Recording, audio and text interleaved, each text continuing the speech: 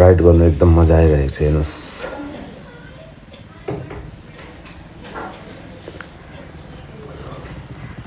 दामी सिन छ है साथी। हेर्नुहोस् है एकदम यहाँको भ्यूहरू एकदम दामी है। रोडहरू अहिले नयाँ। सो गाइस अब चाहिँ हामी बिदावरी लिएर चाहिँ हामी यहाँबाट निस्किनु लागेको है। अब हामी सिलगढीतिर लाग्नु लागेको, सिलगढीतिर जाने हो। अफिसको काम जति पनि थियो है खतम भयो, एउटा काम चाहिँ भएन, बाँकी काम सबै कम्प्लिट भयो। त्यसले गर्दा हामी चाहिँ निक्लिनु लागेकै साथी हो। र यहाँबाट अलिक माथितिर नै बाइक राखेर आएको छु है, किनकि यहाँसम्म घरसम्म त बाइक आउँथेन। त्यसले गर्दा आधी बाटोसम्ममा चाहिँ बाइक त्यहाँ हामीले छोडेर आएको छौँ है, देखाउने छौँ। ओके गाइस, हुन्छ। सामानहरू लिएर निकै सामानहरू लिएर आयो है, ठिकै छ।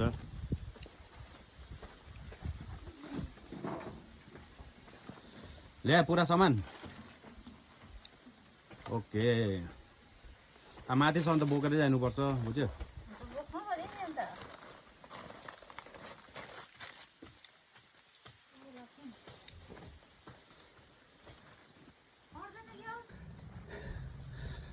थाक्यो लु है, हुन्छ।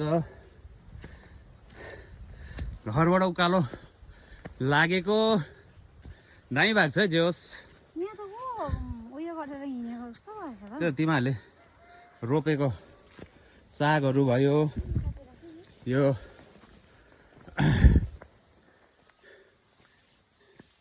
लसुन डरलाग्दो निकै लाग्दो रहेछ त लसुन है। अब साग त के उयोले हौ त्यसले टिप्नुहुन्छ हँसियाले। ए हुन्छ। यहाँ साग टिप्नु हुँदैछ है दिदीले, किनकि हामीलाई कोसेली दिनुभएको अरे, कोसेली लगेर जानु अरे, किनकि साग पाउँदैन तलतिर, पाए तापनि धेरै महँगो। यहाँ हेर्नु न अन्त, सागको त डरलाग्दो खेती। र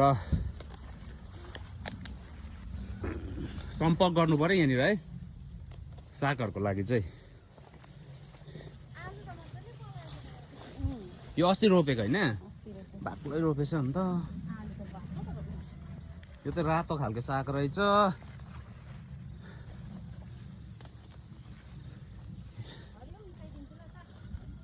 हरियो र रातो मिसाइदिनु। यो आलु, आलु पनि दामी सफ्ट रहेछ है। हेर्नुहोस् पानी पनि आउँदैछ छिप छिप छिप छिप गरेर, ठिकै छ। हुन्छ साथी हो, अब अझै उकालो बढ्ने हो, निकै माथि नै हामीले गाडी है बाइक रोकेर राखेको छौँ। अलिकति सब्जी लगेर जाने हो यहाँबाट। ओके ओके, भारी बोकेर उकालो गइ हुँदैछ, तर म चाहिँ खाली छु है साथी हो।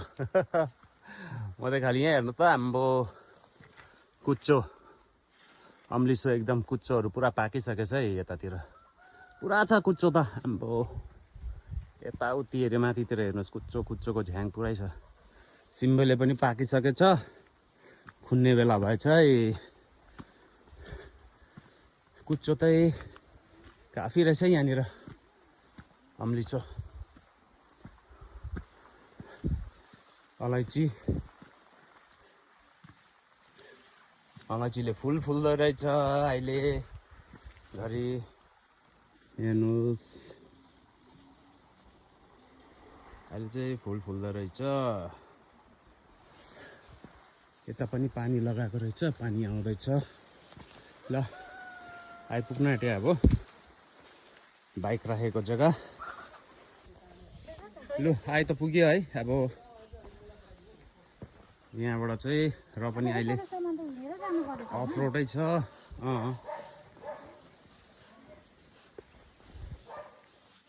अफ रोडै छ, अब यही रोड भएर चाहिँ अब जानु पर्यो सिलगढी।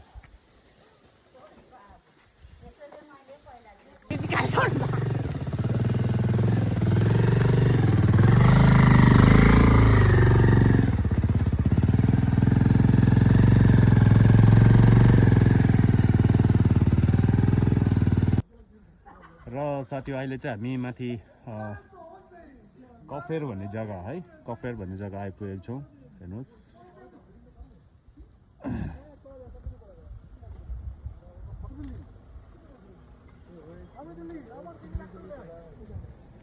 यहाँबाट चाहिँ कञ्चनजङ्घा दामी देख्दो रहेछ हेर्नुहोस् जुम गरेर देखाउँदैछु है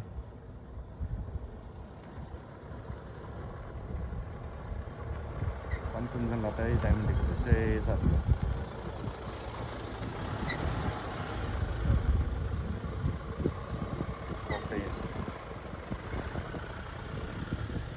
अहिले चाहिँ हामी यहाँनिर कफेर बजार भन्दो रहेछ है यहाँनिर हेर्नुहोस् यो कफेर बजार म देखाउँदैछु तपाईँहरूलाई है यहाँबाट यहाँ हेर्नुहोस् यो चाहिँ कफेर बजार निकै माथि नै पर्दो रहेछ टुप्पोमा पर्दो रहेछ है अहिले चाहिँ यहाँ आइपुग्यो हामी एकछिन हल्का रेस्ट गरेको निकै नै थाकियो यहाँ टुरिस्टहरू निकै आउँदो रहेछ यहाँनिर है यहाँ पर आई लभ लोलेगाउँ भनेर लेखेको रहेछ यहाँ चाहिँ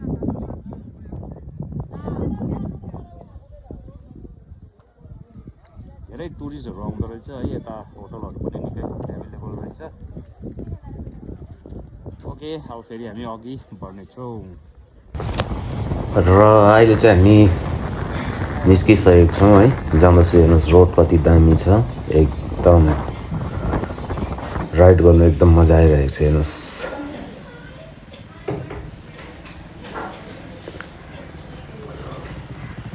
दामी सिन छ यो साथी हेर्नुहोस् है एकदम यहाँको भ्यूहरू एकदम दामी है रोडहरू अहिले नयाँ बनाएको रहेछ यहाँ हेर्नुहोस् हाइवे बनाएको रहेछ एकदम दामी बाइक चलाउनु पनि एकदम मजा आउँदो रहेछ है साथी हो हेर्नुहोस् फर्स्ट टाइम आएको थिएँ म त यहाँनिर है यो बाटो चाहिँ यो रोड चाहिँ हिँडेको थिइनँ तर एकदमै दामी रहेछ मौसम एकदम दामी छ है घाम लागिरहेको छ मजाले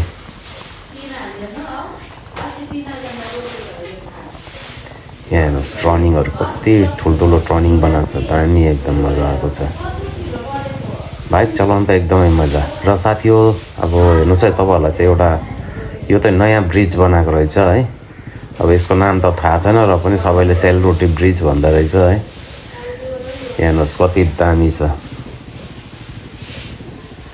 राम्रोसँगले भिडियो बनाउनु सकेन है किन हामी बाइकमा छौँ त बाइकबाट बनाएको त हल्का यहाँनिर हामी बात पनि पुलिसहरू बस्दो रहेछ यहाँनिर त पुलिससँग हामी बात पनि गरेको हल्का हामी ड्रोन सट लिन्छौँ भनेर तर दिएन क्या पर्मिसन लिएको थियो हामीले तर एकदम पर्मिसन दिएन भने नहुँदैन तपाईँहरू मोबाइलले नै आरामले बनाउनुहोस् बिस्तारै भने कि तर हेर्नुहोस् त्यति राम्रो त अब निस्केको छैन है र ब्रिज त दामी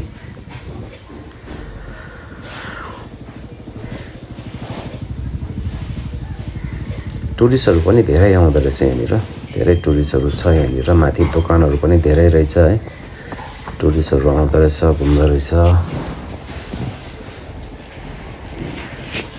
राम्रो लाग्यो मलाई साथीहरू तपाईँहरूमा पनि अगर टाइम हुन्छ भनेदेखि आउनु होला यतातिर यो ब्रिज हेर्नु होला एकदमै सुन्दर छ एकदमै दामी छ यहाँ हेर्नुहोस्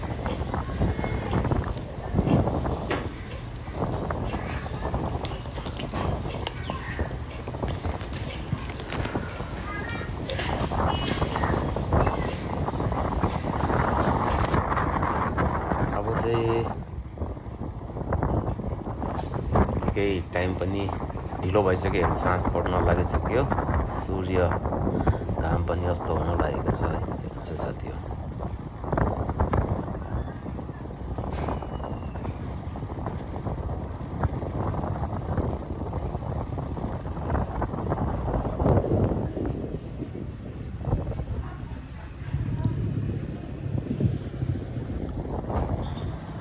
राम्रो लाग्यो मलाई चाहिँ ठिकै रहेछ राम्रो छ धेरैजना मान्छेहरू आउँदो रहेछ है यहाँनिर यहाँ हेर्नुहोस् अब चाहिँ हामी चाहिँ भन्दो रहेछ ओत्लाबाडी साइड है, ओत्लाबाडी साइड जाँदैछौँ हामी। हेर्नुहोस्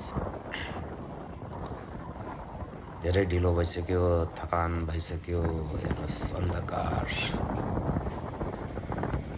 घाम पनि अस्ताइसक्यो है साथी हो। अब चाहिँ हामी बिस्तारै सिलगढीतिर लागेको। हामी अलिकति गलत रोड आएछौँ, त्यसले गर्दाखेरि चाहिँ हामी अलिक ढिलो भयो, हामीलाई त अलिक ढिलो भयो। हेर्नुहोस् रात परिसक्यो, धेरै नै रात पऱ्यो है साथी हो। अब ठिकै छ है, आजको ब्लगलाई चाहिँ म यहीँ खतम गर्दैछु, किनकि जाडो जाडो पनि भयो है, टाइम पनि अब त्यति छैन, अँध्यारो भयो। घर पुग्न अझै यहाँबाट झन्डै लाग्छ होला हामीलाई 45 मिनट। ओके साथी हो, फेरि भेटौँला नेक्स्ट ब्लगमा, फेरि भेट्नुपर्छ है साथी हो।